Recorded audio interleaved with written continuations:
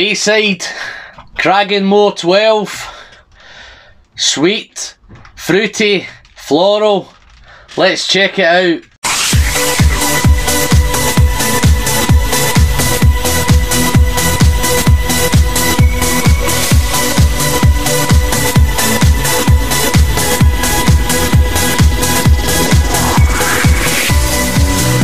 Okay folks, welcome back to the Whiskey Friend with me, Alan. Here we are, back on Speyside again. This is one I'm surprised I haven't done this one before either, which is a firm favourite of mine. It's one of my everyday daily sippers, which is the Cragganmore 12. It's from up there in Speyside. It's a little place called Ballinadilloch. Really nice little place. This is bottled at 40% ABV. Yes, it's coloured. Yes, it's chill filtered. It's about 35 to 40 pounds a bottle. It's part of the Classic Malts of Scotland range, or Diageo's Classic Malts of Scotland.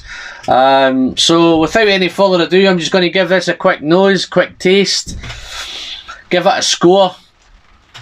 I've got a little comparison to do with it at the end as well. So I've got a nice little malt that I'm going to compare it with, but I'll come to that later. So if you hang on to the end, guys, then you might be able to pick up what's coming at the end. So just to move into this one, guys, I've had this poured about half an hour ago. This is a fresh bottle I've got now. I don't know how many bottles of this I've gone through, but I've managed to pick myself up a little sample. It saves me opening up this bottle. So it's been sitting here for about half an hour. It's been covered up with my trusty coin. Got number 1 on it today. Great news, guys, all the coins have gone. So I'm in a plan to do a second batch. So I'm just in the process of trying to figure out what it's going to look like. So I'll come back to you at a future date once that's all ready for getting them out to you if you want to pick them up. So, on the nose, yeah, I really can't believe I've not reviewed this one before because I've drunk that much of it. But it's really, really aromatic on the nose. Really aromatic, really fruity. It's got that typical Cragganmore nose. It's assertive on the nose. It's quite assertive for I know it's a 40%er, but it's really, really nice on the nose. There's lots of fresh fruit, particularly a lot of melon. Yeah, melon. Beautiful honey, beautiful vanilla. And then there's a really, really nice spicy note. It's a kind of cinnamon, maybe a touch of ginger. But it's got a really, really confectionery note to it as well. It's like that kind of sweet shop nose. It's really, really sweet, really floral. It's really aromatic on the nose. It's actually a wonderful nose. It's really engaging, guys. I think you can spend some time with this one. But yeah, the toffee's there. That confectionery note. There's a little bit of toffee. Maybe a little bit of sherbet. Maybe some powder. Sherbet powder. And it's gone. So now there's a nice little nutty note coming in. Maybe some almond. Almost reminds me of a Battenberg, which is another cake here in the UK. Yeah. Marzipan, almondy. It's got that real. And then there's a really, really nice cereal note. It's almost like, if you can imagine, you've poured your cornflakes and you've covered them in sugar. Got a nice sugar topping on there. Almost like Frosties, I think. It's that kind of cereal note. Really, really nice. And it's so floral. And honestly, guys, there's so much going on in here. It's just a real complex nose. And even there's a nice little vegetal note. And maybe a little touch of herbal on the nose as well. But it's wonderful, wonderful nose. It's a fantastic nose, to be honest. But the nose just sets you up beautifully. That's just to taste it. That's exactly what I'm going to do. So let's taste it. Cheers. Okay, guys. On that first sip, it's big. It's assertive. You certainly wouldn't think you were drinking a 40%er on that first sip. It's creamy. Wow. Lot of melon there up front. Yeah, definitely melon. It's very, very sweet on the palate. Beautiful, the honey's there, the vanilla's there. Wow. Banana. Some banana, melon, banana. Let me try some more. Okay, yeah. It's spirit driven. Certainly doesn't taste like a 40%er. Tastes a little bit higher than that. It's zippy, it's zingy, it's creamy. Here comes the spice. Lots of ginger, cinnamon. Wow. Some really nice citrus notes there. You're getting lots of, they say it's very, very fruity, guys. You're getting some oranges, some lemons, apples. All sorts of fruits are there. So much fruit. In fact, it's fruit everywhere. Wonderfully mouth coating. That balance between the fruit and the spice. It's got a little bit peppery now as well. So some ginger, cinnamon, pepper. Wow. All those fruit, and it is really, really mouth watering. It's actually gone quite tangy now as well. Heading towards the finish, it's gone quite tangy. But here comes the beautiful honey, beautiful vanilla, toffee. That little nutty notes there as well. Wow. So complex for a whiskey. This is, I can understand why this is so popular. This, I don't know how many bottles of this I've gone through, guys. I went through lots and lots and lots of this bottle. But as a whiskey, for a beginner, it's a perfect whiskey for a beginner. It's got lots going on. It's zippy, it's zingy, it's tangy, it's mouth watering. It's got lots of fruit, it's lots of sweetness, honey, spice, it's got it all. Absolutely fantastic stuff. But just before I do the comparison, guys, I'll head to the finish. Let's do a little bit for the finish. Okay, guys, here's where it lets it down a little bit. The nose is absolutely wonderful. It's a fantastic nose. I don't think anybody everyone will enjoy nosing this whiskey. On the palate, it's a really, really complex, easy going. So much going on. If you want some complexity, it's there. But for me, the kind of downside to this whiskey is probably the finish. It's a really, really short finish. It's a little bit dry on the finish. The little touch of spice, and there's that little bit of honey and vanilla there on the finish, but it goes very, very quickly. So it is pretty much a daily sipper, but it is mouth-watering. It's a beautiful, beautiful whiskey, and then it's not going to break the bank. So it should, if you like this whiskey, it will become a daily sipper, and you'll buy multiple bottles of it. But I've always wondered what it would be like to try this at a higher ABV, because I think it's a wonderful whiskey, and I think Diageo's done a great job. It's a best seller for Diageo, I think, at 40%. So I know probably why Diageo's not messing around with it, because it's a top whiskey.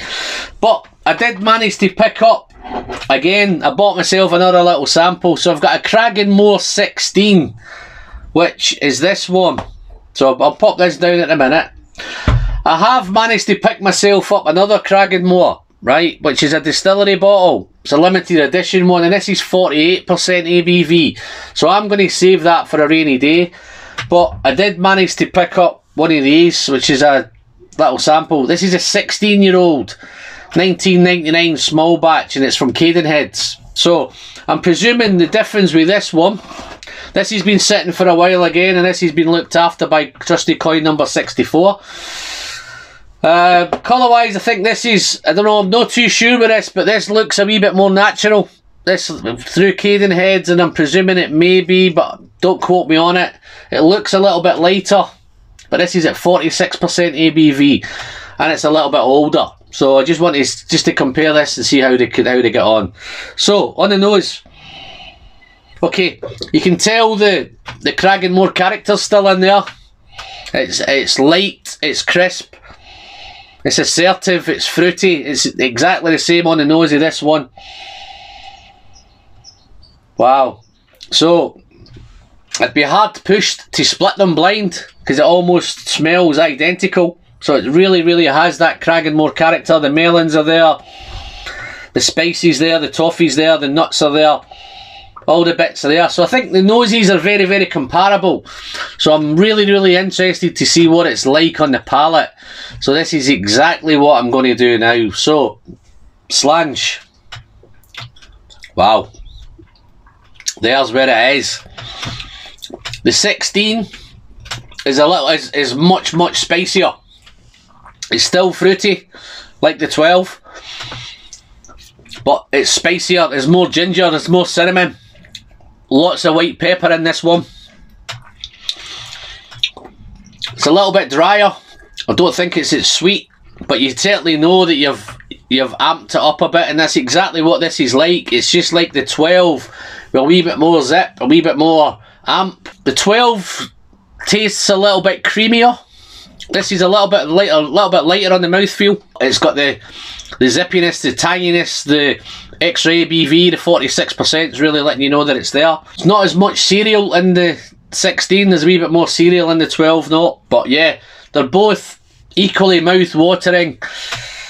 I think it's fantastic as it is at the 40% ABV. The 46, if you're a wee bit more further down the road of your journey, I think you would probably get more out of it at the 46% and a little bit older. It's a little bit woodier on the nose as well with this one. A little bit drier, but absolutely fantastic. I'm just going to try another little sip, see if I can find anything else. Honey, toffee, vanilla, spice. It's all about the spice now. It's much snippier. It's much more spicier with a 46% ABV. It's just as complex. I actually think now that I've tasted this one, because I am a wee bit further down the road in my journey, what would I score the 12? The Cragganmore 12 for me is easily 87 out of 100. Everyday sipper, great for beginners, fantastic malt, doesn't break the bank, easy to get a hold of, ticks all the boxes. The only really difference now with the Cadenheads one is that I think to me it looks and it tastes a little bit more natural. Not sure, I could be a million miles off, but it just looks a little bit lighter in colour. I love the extra ABV in it, 46%. I'm really looking forward to cracking into this 48% one, so it's just taking it up another little level. So I'm hoping a rainy day comes soon with that one. This 12-year-old will always get bought, will always get drunk. Scoring this Cadenheads one, this is more like an 89 for me. I know it's a wee bit more difficult to get a hold of. Not too sure what it would cost in a full sample bottle, but or how difficult it would get in a full bottle. But it just reinforces me what a great distillery that Cragganmore is, and they're producing some fantastic stuff. And I can understand why the blenders love Cragganmore. It's one of those. It's really assertive. It's really a great. It would fit into any blend, and it just adds. It would add to every blend that it would ever go into. But yeah, that's pretty much me, guys. I'm loving both. I'm going to finish both of these off. Just a little bit interesting. Let's just see if I'll pop I've got a little bit left of the 12. Just pop a little touch of this Cadenheads one into it. See how that does. Wow. Even right away on the nose, it just seems woodier. Wow. Drier, spicier. The extra 46, the extra ABV certainly enhances the spice, so it's becoming much more spicy, whereas the 40 is much fruitier, much more floral. So the floral sacrificed a little bit, but it's still a really engaging nose. So let me taste it. Cheers. Fantastic. Okay, wonderful. I'm really glad now that I've reviewed this Cragganmore. As I say, I can't understand why I've not done it before. But that's me. That's another one done. I might be just signing off, guys, because I think I'm going to take a little bit of a break. I'm going to head off and have a few weeks holiday with the wife. Got a little trip planned to Scotland, so I'll see how that goes.